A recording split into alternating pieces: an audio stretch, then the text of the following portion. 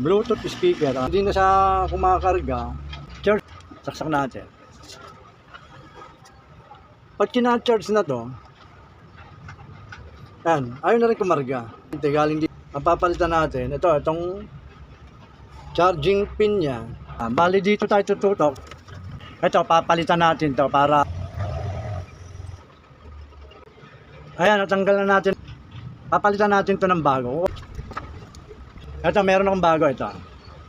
Ito yung papalit natin para ibabalik na natin siya dito.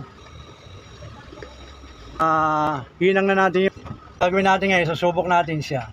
Ito, i-charge natin siya. Ito, sasaksak ko. Ayun na, may ilaw na. I-on natin.